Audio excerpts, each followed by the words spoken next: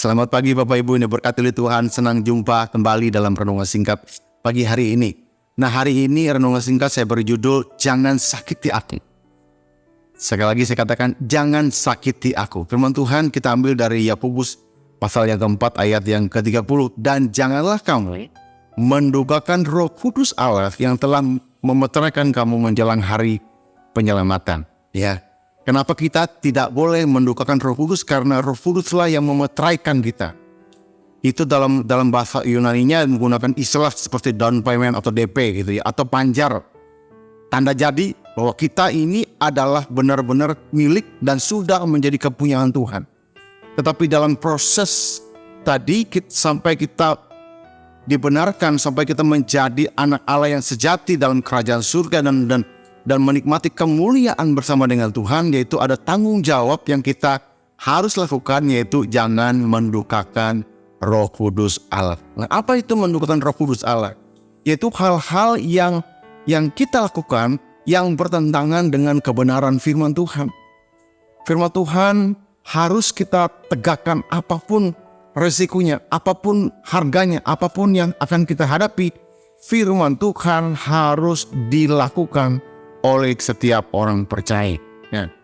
Jadi sesuatu hal yang harusnya paling kita takuti hari-hari ini adalah bukan setan, bukan penderitaan, bukan hal-hal yang menekan kehidupan kita, tetapi rasa takut yang kudus, yaitu rasa takut bahwa kita jangan sampai mendukakan Roh Allah yang sudah memeteraikan hidup kita menjadi milik Tuhan. Jadi tidak ada satupun yang harusnya kita takuti selain satu hal, mendukakan Roh Kudus, yaitu menyakiti hatinya, mendukakan hatinya, mematahkan hatinya. Itulah yang harusnya kita takuti sebagai orang percaya. Nah, dalam hal ini ada beberapa hal yang kita mau pelajari ya dalam hubungannya dengan mendukakan Roh Kudus. Yang pertama itu kita tidak boleh takut kepada siapapun selain kepada Tuhan.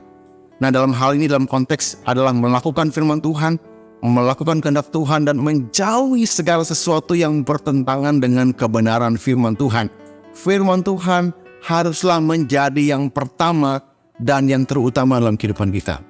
Yang kedua adalah rasa takut ini jangan dimotivasi oleh sesuatu yang menakutkan, tetapi dimotivasi oleh rasa hormat, oleh rasa kagum, oleh rasa terima kasih, bahkan oleh rasa cinta kita kepada Tuhan karena karya penebusan di kayu salib, sehingga kita memutuskan untuk tidak sekalipun menyakiti oknum Roh Kudus yang diberikan oleh Allah untuk menyertai kita, menolong kita, memimpin kita dalam segala kebenaran. Amin. Amin ya. Yang ketiga adalah sadarlah bahwa segala sesuatu yang kita kerjakan, yang kita perbuat, yang kita lakukan itu bisa menjadi sesuatu yang menyakiti hati Tuhan, atau sebaliknya bisa menjadi sesuatu yang mendukakan Allah dalam kehidupan kita. Nah, Bapak Ibu sekalian, dari kebenaran ini kita belajar bahwa pribadi itu adalah pribadi yang nyata, pribadi yang punya perasaan, pribadi yang punya kehendak, pribadi yang punya keinginan.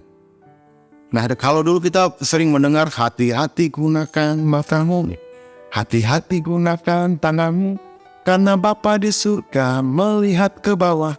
Hati-hati gunakan tanganmu. Tetapi roh yang Tuhan berikan itu ada bersama-sama dengan kita, menyertai kita, Parakletos, sebagai pembela kita, penolong kita, penghibur kita. Bahkan Alkitab mengatakan roh itu tinggal diam di dalam kita. Jadi Bapak Ibu sekalian, mari kita sungguh-sungguh menyadari bahwa Allah adalah Allah yang nyata, Allah yang hadir dalam roh. Sehingga segala sesuatu yang kita kerjakan, yang kita perbuat, pastikan itu sesuatu yang memuliakan Tuhan, bukan sesuatu yang mendukakan hati Tuhan. Mari kita berdoa. Bapa di surga, kami sungguh bersyukur buat firman-Mu pagi hari ini. Tuhan berkatilah, meteraikanlah hati kami sehingga firman-Mu sungguh-sungguh tertanam. Dalam nama Tuhan Yesus Kristus kami berdoa. Haleluya. Amin. Tuhan memberkati kita semua.